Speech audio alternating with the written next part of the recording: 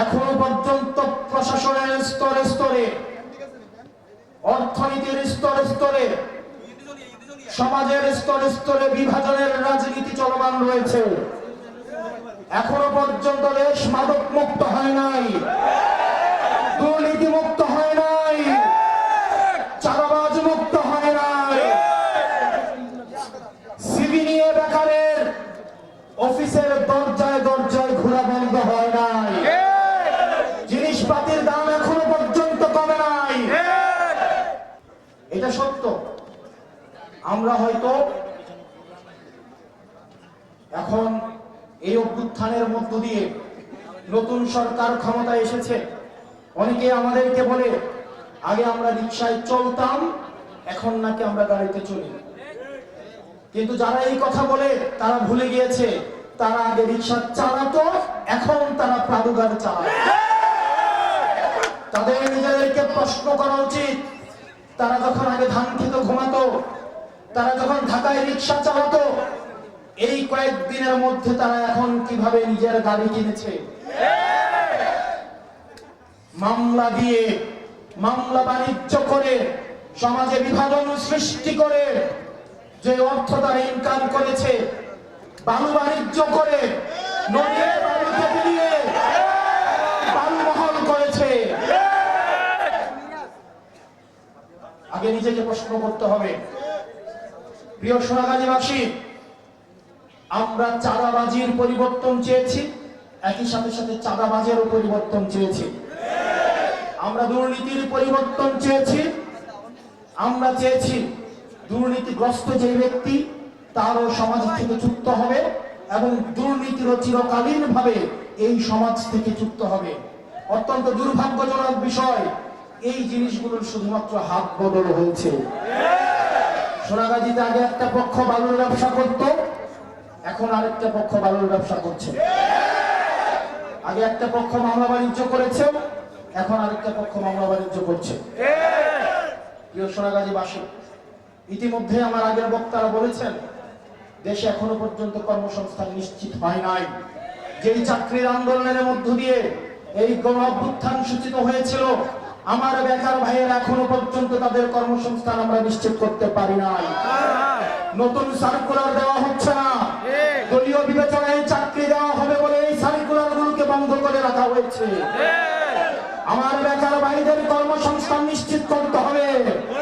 মাননীয় প্রধানমন্ত্রী আপনি বলেছিলেন আপনার ক্ষমতাকালীন 1 কোটি কর্মসংস্থান আপনি নিশ্চিত করবেন।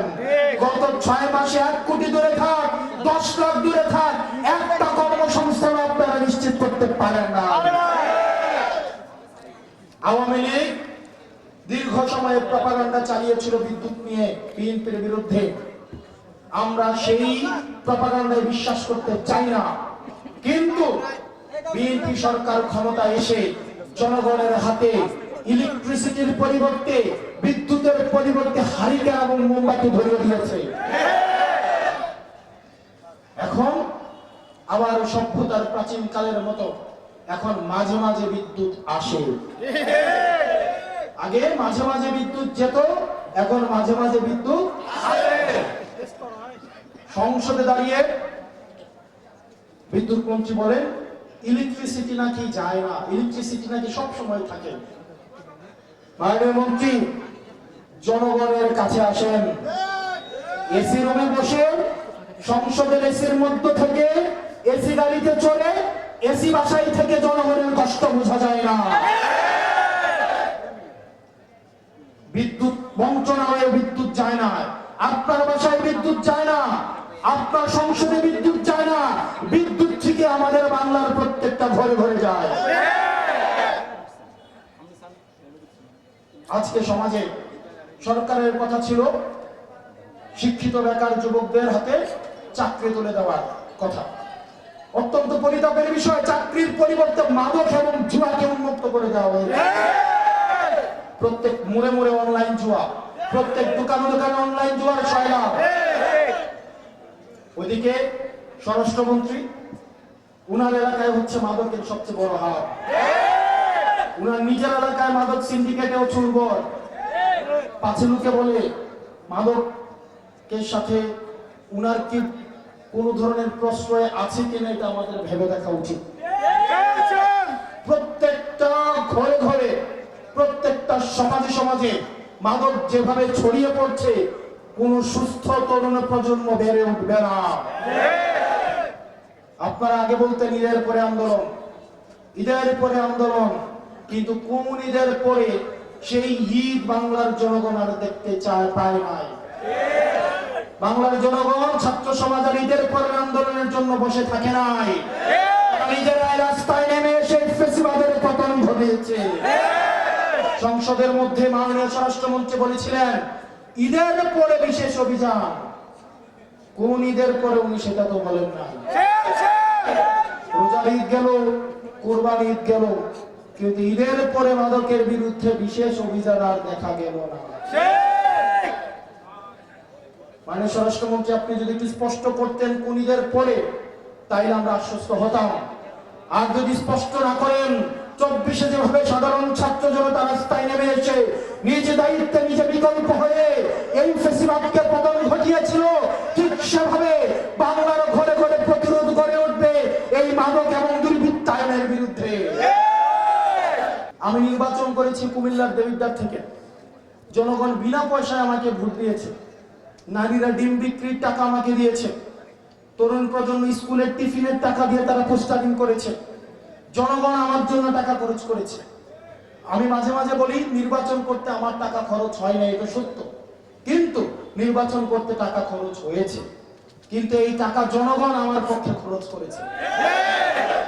জনগণ নির্বাচনে বিনা টাকায় ভোট দিয়েছে, আমি এখন বিনা টাকায় জনগণকে আমি সার্ভিস দেই। আমি এটা বলবো না যে আমার এলাকার শতভাগ আমি দুর্নীতি বন্ধ করতে পেরেছি। আমি বলবো না আমার এলাকায় শতভাগ আমি উন্নয়ন করতে পেরেছি, শতভাগ সব ধরনের অনৈতিক কাজ বন্ধ করতে পেরেছি, কিন্তু আমি শুরু করতে পেরেছি। আমি এলাকায় মাটি কাটা বন্ধ করতে পেরেছি, ইট ভাটা বন্ধ করতে পেরেছি। সিএনজি স্টেশনের চাঁদাবাজি আমার এলাকায় চলে না। কিন্তু যেহেতু সরকারি দল মাঝে মাঝে তারা ব্যবসা যেহেতু বন্ধ হয়ে গিয়েছে, মাঝে মাঝে তারা বিভিন্ন চেষ্টা চালায় যাচ্ছে, কিন্তু এগুলো সফল হবে না।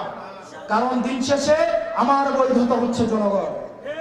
সোনাগাজীবাসী, আপনাদের কাছে অনুরোধ থাকবে, আপনারা এবার এই এনসিপির 6 জনকে মাত্র সংসদে পাঠাইছেন। কয়জন? 6 জন। কয়জন? 6 জন। এই 6 জনকে আপনাদের পক্ষে সংসদে কথা বলতে পারছে? পারছে। আমাদেরকে সময় দেওয়া হয় 5 মিনিট। এই 5 মিনিটের রিপ্লাই দিতে মাননীয় স্বরাষ্ট্রমন্ত্রীর সময় লাগে 45 মিনিট। আর আমরা যদি 45 মিনিট ধরে বলার সময় পাই, তাহলে কি অবস্থা হবে এবার একটু চিন্তা করেন। আপনারা 6 জনকে সংসদে পাঠায়া কোন ধরনের আপনাদের আক্ষেপ আছে? আক্ষেপ আছে? 6-এর জায়গায় যদি 60 জন হয়তো কোনো লস হইতো। সেজন্য প্রিয় তরুণ প্রজন্ম, আমাদের অতীত প্রজন্ম তাদের কাজটা তারা ঠিকভাবে করতে পারে নাই বলে আমরা বর্তমান আজকে সাফার করছি, আমরা বর্তমান আজকে দুর্ভোগে পড়েছি। ঠিক একইভাবে আমরাও যদি আমাদের দায়িত্বটা ঠিকঠাক ভাবে পালন করতে না পারি, তাহলে আমাদের ভবিষ্যৎ কিন্তু সাফার করবে। আমাদের ভবিষ্যৎ এই বর্তমানকে দায়ী করবে। আপনি কি চান আপনার ভবিষ্যৎ এই বর্তমানকে দায়ী করুন? এই জন্য প্রিয় তরুণ প্রজন্ম, আপনাকে দায়িত্ব কাঁধে তুলে নিতে হবে। আমরা এনসিপি বাংলার প্রত্যেকটা ঘরে ঘরে আমরা পৌঁছতে চাই। আমাদের একার পক্ষে কি সেটা সম্ভব?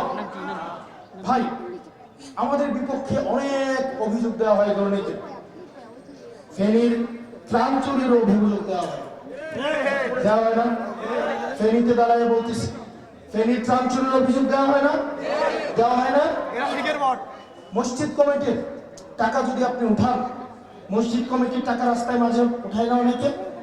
এই টাকাটা যে উঠায়, সে কি সিমেন্ট রড কিনে সেই বিল্ডিংটা করে, নাকি টাকাটা মসজিদ কমিটির সভাপতিকে দেয়? কাকে দেয়? কাকে দেয়? নাকি মসজিদের টাকাটা যিনি রাস্তায় উঠায় উনি টাকাটা নিজেই হচ্ছে মসজিদে খরচ করে? ঠিক একইভাবে বন্যার সময় আমাদের ডাকে মানুষ সারা দেশ থেকে এসে 12 কোটি টাকারও বেশি আমাদেরকে দিয়েছে, দেয় নাই? দেয় নাই? এখন আমরা টাকাটা উঠাইছি, আমাদের লজিস্টিক সাপোর্ট নাই। এই 12 কোটি টাকা নিয়ে আমরা কয়জনকে দিব বলেন? আমরা যদি কাউকে দিতাম, পরে উঠতো স্বজনপ্রীতির অভিযোগ, পরে উঠতো যে নিজে টাকা খেয়ে ফেলার অভিযোগ, উঠতো না? উঠতো না? এই জন্য আমরা যে কাজটা করেছি, আমরা এই টাকাটা দুর্যোগ ত্রাণ মন্ত্রণালয়ের কাছে আমরা দিয়েছি। আপনাদের মোবাইলের ইউটিউবে আপনারা যদি সার্চ করেন, এই জিনিসটা আসে কিনা?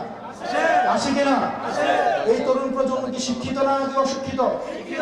শিক্ষিত না অশিক্ষিত? সুতরাং যারা অশিক্ষিত, যারা সুম্মন বুকমন এটা কি বলা হয়েছে এখানে, যাদের হৃদয়, চোখ এবং কি বুকের মধ্যে কি মেরে দেওয়া হয়েছে, মোহর মেরে দেওয়া হয়েছে, তারা দেখবে না এইসব। আর যারা শিক্ষিত, যাদের চোখ আছে, যাদের মেধা আছে, যাদের জেহেন আছে, তারা ঠিকই জানে এই বন্যার টাকার একটা একটা করে হিসাব দেওয়া হয়েছে। আওয়ামী লীগের যেই প্রপাগান্ডা সেল, তারা যদি আমাদেরকে প্রমাণ করতে পারে আমরা দুর্নীতিগ্রস্ত, এটির মধ্যে দিয়ে তারা জুলাইকেও কলুষিত করতে পারে। এই প্রপাগান্ডার মধ্যে আমরা দেখতে পাই অনেক সময় বিএনপির ভাইয়েরাও এই ফাঁদে পা দেন। আপনাদের মোহর, আপনাদের দিলের মধ্যে মোহর মেরে দেওয়া হয়েছে।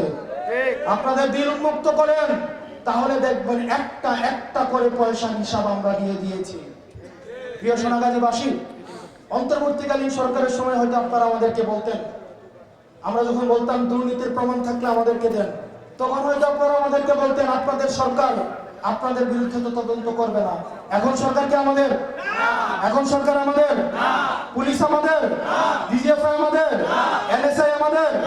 এন্টি কারাপশন কমিশন আমাদের? তাহলে তদন্ত কেন করছেন না? তদন্ত কেন করছেন না? আমরা সব সময় বলে আসছি, আমাদের বিরুদ্ধে যদি কোনো দুর্নীতির অভিযোগ থাকে, আপনারা প্রমাণ সাপেক্ষে আমাদের সামনে হাজির করেন। উপরে আসমান নিচে জমিন, একটা টাকার দুর্নীতি আপনারা প্রমাণ করতে পারবেন না। আপনারা যেটা পারবেন সেটা হচ্ছে বসুন্ধরার কিছু মিডিয়া আছে, বসুন্ধরার কিছু মিডিয়া আপনারা দেখেছেন, তারা অগাস্টে হাসিনার সাথে গিয়ে সুবহান বলে এসেছিল, আপনার সাথে জনম, আপনার সাথে মৃত্যু বলে এসেছিল না? আমাদের প্রধানমন্ত্রী তারেক জিয়াকে উনি বলেছিলেন সন্ত্রাসী, বলেছিলেন দেশদ্রোহী, বলেছিলেন রাষ্ট্রদ্রোহী। এই বসুন্ধরার সুবহান ভূমিদস্যুর মিডিয়া, ওরাই হচ্ছে আমাদেরকে অভিযোগ দিতে পারবে। একটা বক্তব্যে 80 ঘন্টায় 99টা নিউজ। কয়টা নিউজ? 99। কয়টা? 99টা। আমাদের আহ্বায়ক নাহিদ ইসলাম বলেছিলেন, আমরা পুরান খেলায় নতুন খেলোয়াড় হইতে আসি না, আমরা বরং খেলা পরিবর্তন করতে এসেছি। আমরা এই রাজনীতিবিদদের জন্য কঠিন বানাতে এসেছি। একটা অফিস নেন, চা দিয়ে বিস্কুট দিয়ে অফিসটা চালু করেন, মানুষের সমস্যাগুলোকে সমাধান করেন, প্রত্যেকটা ঘরে ঘরে যান, বাড়িতে বাড়িতে যান, আলেমরা আমাদের কাছে যান, যারা পীরপন্থী বাজারপন্থী আছে তাদের কাছে যান, আমার মায়েদের কাছে যান, বোনেদের কাছে যান। আমার মধ্যে খালি হাতে বলেন, আমার টাকার ক্ষমতা নাই, আমার বংশের ক্ষমতা নাই, কিন্তু আমি এই সমাজটাকে পরিবর্তন করতে চাই, আমাকে সহায়তা করেন।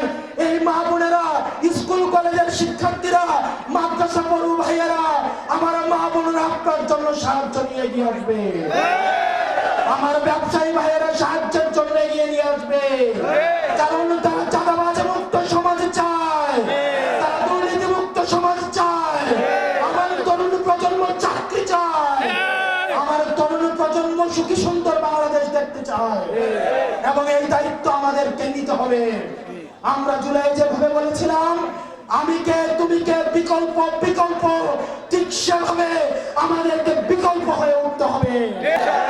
আমরা চাই এই তরুণ প্রজন্মের হাত ধরে শুধুমাত্র কথার ফুলঝুরি নয়, প্রকৃতার্থেই আমরা দুর্নীতি মুক্ত একটা বাংলাদেশ গড়ে তুলবো, যেখানে বাপের পরিচয় নয়, বংশের পরিচয় নয়, অর্থের পরিচয় নয়, যোগ্যতার পরিচয়ে প্রত্যেকটা জনতা নাগরিক আকারে বেড়ে উঠবে।